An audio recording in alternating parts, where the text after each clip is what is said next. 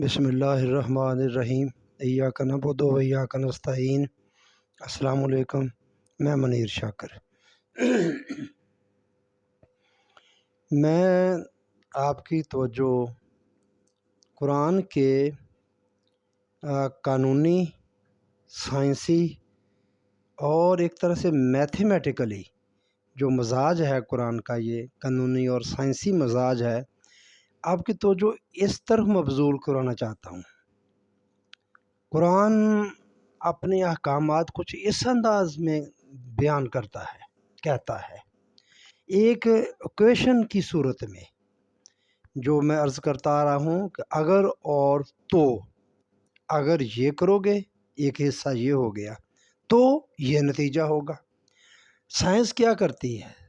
Science کا بھی یہی ہے، اور وہ نتیجہ ہمیشہ ہوتا ہے۔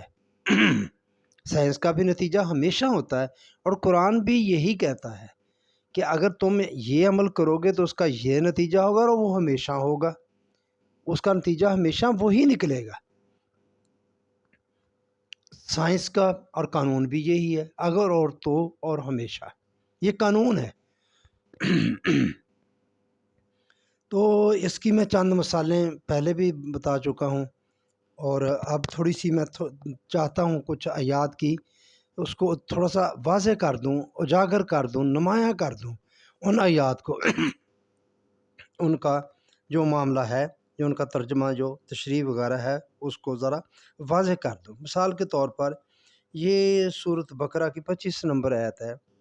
مفہوم کچھ اس کی جو مضمون ہے وہ ایسا ہے: ایمان اور اعمال صالح کا لازمی نتیجہ جنت کی زندگی ہے۔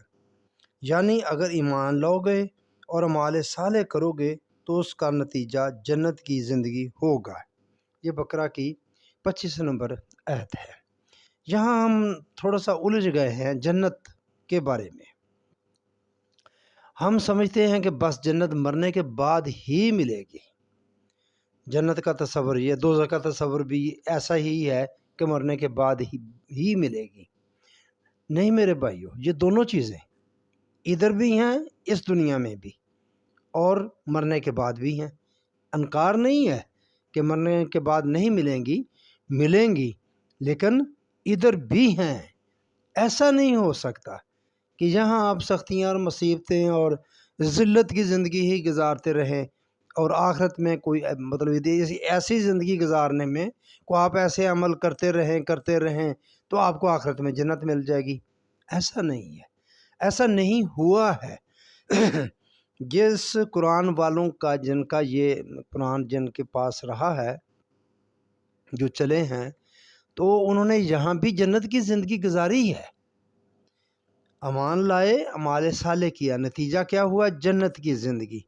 تو ایسا نہیں ہے کہ جو ایمان لائے اور اعمال صالح کیے، آپ 1500 سال تقریباً ہو گئے ہیں، تو وہ ان کو جنت نہیں ملی۔ اس سے بھی پہلے جتنے انبیاء کرام آئے، سلیمان علیہ السلام دیکھ لیں، ایمان لائے اور اعمال صالح کیا، ان کی سلطنت کا اندازہ آپ کو حضرت داؤد علیہ السلام کی اور انبیاء کرام کی بھی، کہ یہ ایمان اور اعمال صالح کا نتیجہ ہے کہ یہاں بھی ایک طرح سے جنتی زندگی جو آپ چاہیں آپ کو مل جائے۔ تو اس چاہنے میں بھی تھوڑا سا ایک چیز ہے کہ جب اسلامی معاشرہ قائم ہو جاتا ہے، قرآنی معاشرہ قائم ہو جاتا ہے، تو بندہ چاہتا ہی وہ ہے جو اللہ چاہتا ہے۔ اس کی چاہت اس کے باہر جاتی نہیں ہے۔ ہمارا چاہنے کا تصور یہ بھی، ہاتھ ڈالیں گے کسی درخت کا، وہ پھل آپ کے ہاتھ میں آ جائے گا، وہ ہو جائے گا، پر ایسا نہیں ہے۔ یعنی کہ اس اسلامی معاشرے میں، قرآنی معاشرے میں، جنتی معاشرے میں، دنیا میں، زندگی میں اس کی چاہت ہوگی ہی نہیں کوئی اور، وہی چاہے گا جو اللہ چاہتا ہے، اور اللہ کی چاہت کا ہمیں قرآن سے پتہ چلتا ہے۔ تو یہ ہے، میں عرض کرنا چاہتا کہ یہ جنتی زندگی ادھر بھی اور ادھر بھی۔ میں نے سورۃ الرحمن کا بھی حوالہ دیا تھا، دیتا ہوں، کہ اس میں بھی جنتان کے لفظ ہیں، 2 جنتیں ملیں گی۔ تو 2 جنتیں کیا ملیں گی، کہاں ملیں گی؟ یہی ایک ادھر جنت، ایک ادھر جنت۔ ادھر ہم ایسا نہیں ہے کہ ہم ایمان اور مال صالح والے ادھر ہمیشہ مغلوب ہی رہے، ذلیل ہی رہے، پھر آخرت میں ان کو جنت مل گئی۔ نہیں، ایسا نہیں ہے۔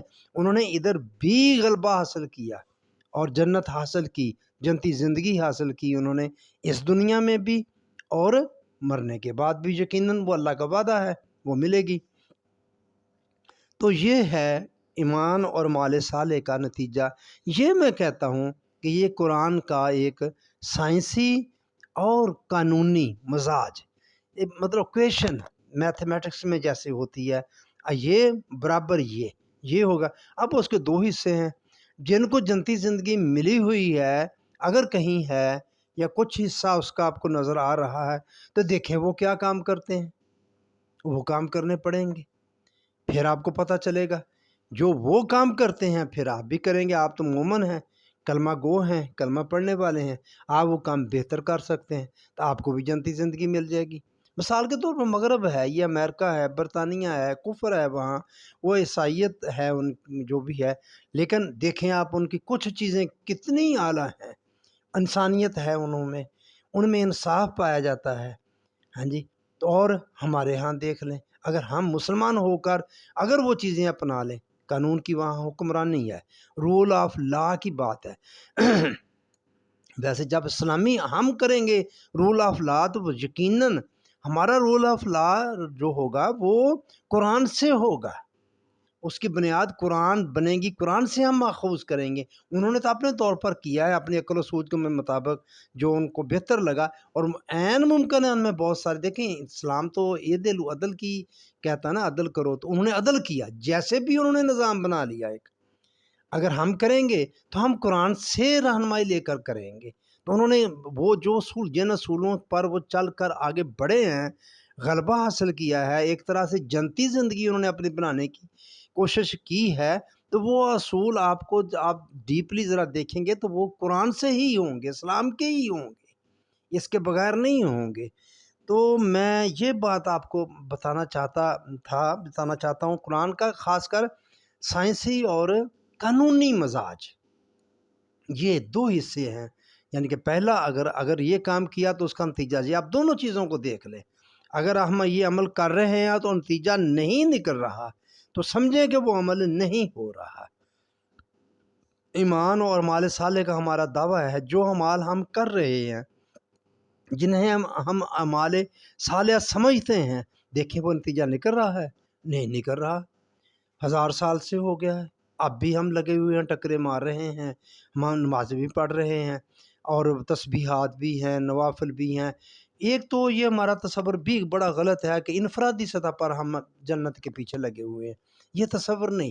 انفرادی جنت کا تصور شداد کا ہے، اس نے اپنی جنت بنائی اور کئی لوگوں نے بنائی، اور ابھی عمرہ جو ہیں وہ حت المقدور اپنے وسائل سارے جو لگاتے ہیں، اپنا گھر بناتے ہیں، اس میں درخت پودے ہر چیز، یہ چشمے اور کیا کچھ کرتے ہیں، انفرادی جنت، یعنی کہ وہ انفرادی جنت کا تقاضا حصول، اس کے پیچھے لگے ہوئے ہیں۔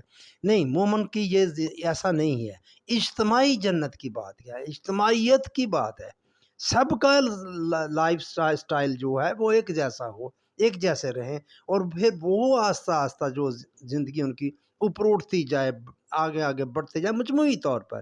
یہ نہیں کہ معاشرے میں چند لوگ امیر تر ہوتے جائیں، ان کی زندگی جنتی بنتی جائے، وہ بھی جنتی نہیں ہو سکتی، ہو ہی نہیں سکتی، اس لیے کہ بھوکوں کے اندر آپ کس طرح امن سے کھانا کھا سکتے ہیں۔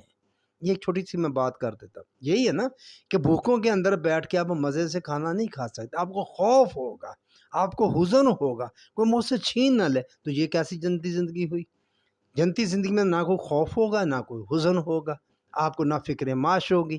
تو یہ آپ نے یہ مال صالح، یہ نظام آپ نے لانا ہے۔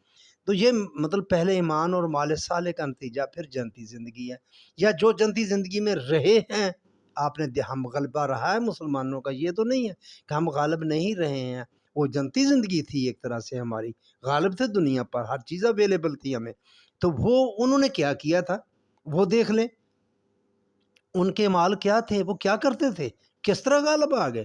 اگر وہی عمل ہم کر رہے ہیں تو ہم کیوں نہیں غالب آ رہے؟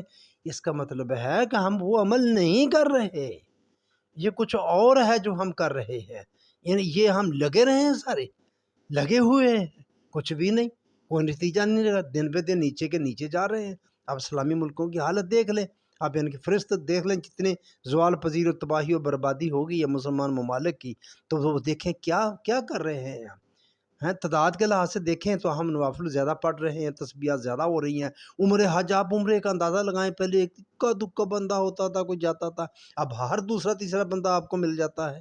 اور اسی طرح حج اب تو بہت مہنگا ہو گیا حج، پھر بھی لوگ اتنے جا رہے ہیں، یعنی کہ وہ پہلے تو تھوڑی تعداد میں لوگ تھے، بہت تھوڑی تعداد میں لوگ تھے وہ عمل کرتے تھے، اب ہمارے عمل تو بہت زیادہ ہو گئے ہیں، تعداد جو بڑھ گئی ہے مسلمانوں کی بہت زیادہ، نتیجہ کیا ہے؟ کچھ بھی نہیں، زیرو ہے، ذلیل و خوار ہیں، دنیا میں مغلوب ہیں ہم، کچھ بھی نہیں ہمارے پاس، وہ کرتے ہی نہیں ہے کام ہم۔ یہ سوچنے کی بات ہے۔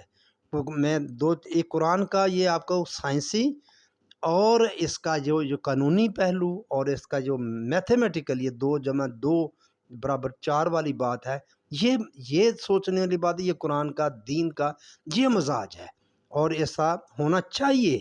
اگر نہیں ہو رہا، پرکھ ہے یہ اعمال کی آپ کی کہ آپ کو وہ نتیجہ برآمد ہو رہا ہے یا نہیں ہو رہا، نہیں ہو رہا سمجھے وہ اعمال نہیں ہو رہے، اگر نتیجہ برآمد ہو رہا ہے تو اوکے فائن، لیکن نہیں ہو رہا تو میں یہ بات صرف بتانا چاہتا تھا، قرآن کا سائنسی اور قانونی پہلو اور میتھمیٹیکلی انداز سے کہ یہ اگر اور تو ایکویشن ہے تو بس سر دست یہ سورۃ بقرہ کی 25 نمبر آیت، ایمان اور اعمال صالح کا نتیجہ جنتی زندگی ہے، یہ ہونا چاہیے، تو اس پر آپ غور کر لیں۔ اگر ادھر جنت نہیں تو آخرت میں بھی نہیں۔ نبی صلی اللہ علیہ وآلہ وسلم کا فرمان ہے، جیسے جیو گے ویسے مرو گے اور ویسے ٹھائے جاؤ گے۔ بندہ جو ادھر قرآن بھی کہتا جو ادھر اندھا ہے وہ آخرت میں بھی اندھا ہوگا۔ یہ آپ سوچے سی ذرا، اگر آپ ادھر اندھا ہے تو قرآن کہتا ہے وہ آخرت میں بھی اندھا اٹھے گا، اندھا ہوگا۔ اندھے سے مراد یہی بصیرت کی بات کر رہا ہوں۔ یہ جو اس طرح جو معاملات کو نہیں سمجھتے، نہیں سمجھے دین کو، تو آخرت میں بھی اسی طرح اندھے ہی اٹھیں گے۔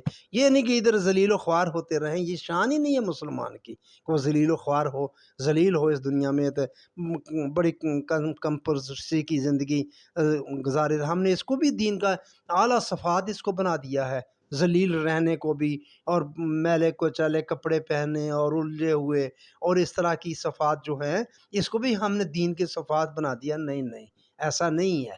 مومن باوقار ہوتا ہے، اور اجتماعی طور پر، یہ نہیں کوئی ایک آدھ بندہ، یہ بہت سارے تصور ہمارے بہت غلط کر دیے گئے ہیں۔ بس میں یہی بات آپ سے فضل دست کر، آگے بھی بات چلتی رہے گی، کافی ساری مثالیں ہیں انشاءاللہ میں آپ کو بتاتا رہوں گا۔